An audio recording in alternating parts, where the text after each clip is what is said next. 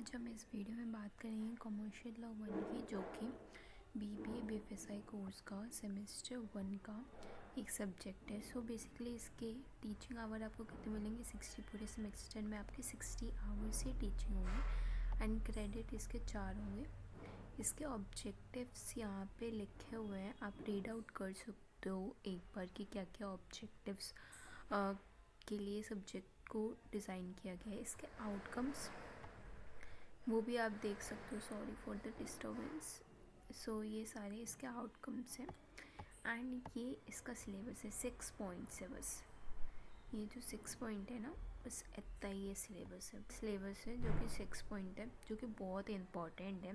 Just because आपको थोड़ा सा लॉ की नॉलेज होनी चाहिए अगर आप कॉर्पोरेट वर्ल्ड में जॉब कर रहे हो तो उसके लिए डिज़ाइन किया गया। पहले तो आपको लीगल टर्म्स थोड़ी सी पता होनी चाहिए कि शॉर्ट टाइटल क्या होता है, लॉन्ग टाइटल क्या होता है, स्ट्रक्चर ऑफ लॉ का स्ट्रक्चर कैसा है, लाइक लॉ के ऑब्जेक्ट्स क्या है, फिर डेफिनेशंस क्या है, उसके ऑपरेटिव सेक्शंस क्या है, सेक्शंस क्या होते हैं, पेनल्टीज़ क्या होती है, शेड्यूल्स क्या होते हैं, ऑफेंस क्या होता है। तो ये सारी लीगल टर्म्स है, इनके बारे में आपको पता होना चाहिए। देन उसके बाद सेंट्रल लॉ क्या होता है, स्टेट लॉ, रूल्स रेगुलेशंस क्या होते हैं, उसके बाद सर्कुलर क्या होता है, डेफिनेशन एंड इम्पोर्टेंस क्या होती है।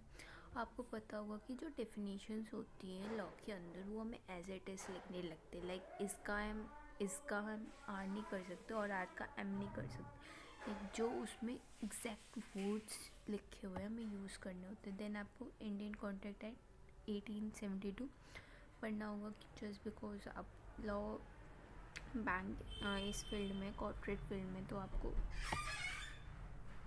दैट्स वाई आपको इंडियन कॉन्ट्रैक्ट एक्ट 1987 पढ़ना पड़ेगा। लेकिन ये पूरा नहीं पढ़ना पड़ेगा, छोटा सा ही है। इसका भी आपको प्लेज, पेलमेंट, उसके बाद डेफिनेशन, इम्पोर्टेंट ऑफ प्रोविजन, बस इतना सा ही आपको पढ़ना है, ज़्यादा नहीं पढ़ना। सील्स ऑफ गुड एक्ट 1930 जो है वो भी आपको पूरा नहीं पढ़ना, लाइक कुछ टॉपिक्स है उसके वही पढ़ना है। उसके बाद seals and agreement to seals क्या होता है, कंडीशन एंड वारंटीज़ क्या होती है, ये सबसे इम्पोर्टेंट टॉपिक्स है। उसके बाद अनपेड सेलर क्या होता है, इसमें से क्वेश्चन बन के आते हैं, एक क्वेश्चन तो ज़रूर आता है पेपर में।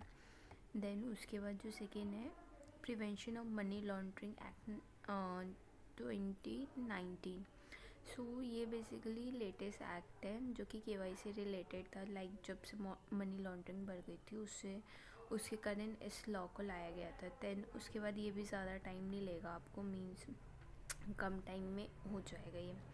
देन उसके बाद Indian penal code cheating, like Indian penal code बहुत बड़ा एक्ट है, like one of the biggest act है, बट उसमें से आपको ज़्यादा नहीं, बस थोड़ा सा पढ़ना है, बहुत थोड़ा सा। उसके बाद सर्विस टैक्स, आपको पता ही है सर्विस टैक्स क्या होता है, हम सभी पे करते हैं। सो सर्विस टैक्स किसको पे करना चाहिए, कहाँ पे करना चाहिए, किससे नहीं पे करना चाहिए, तो बैंकिंग सर्विस से रिलेटेड आपको बस पढ़ना है और कुछ नहीं है, ज़्यादा सिलेबस नहीं है इसका, बहुत थोड़ा सा सिलेबस है, बहुत इंटरेस्टिंग एंड इम्पॉर्टेंट है। देन उसके बाद आपका प्रैक्टिकल लाइबिलिटी का है, आप रीड कर सकते हो, वैसे बहुत होता नहीं है ये। उसके बाद ये सारे रिक्वायर्ड रीडिंग्स है। वैसे तो मैम ज़्यादातर होगी कि टेक्समेन से पढ़ाया आपको, क्योंकि हमने भी टेक्समेन से ही पढ़ा था। उसके बाद ये रिकमेंडेड रीडिंग्स आप देख सकते हो, लैब के रिसोर्सेज आप यहाँ से ले सकते हो। बस इतना ही था इस वीडियो में। Thank you for watching. Next video में हम NVFC की बात करेंगे। Bye guys, have a good day.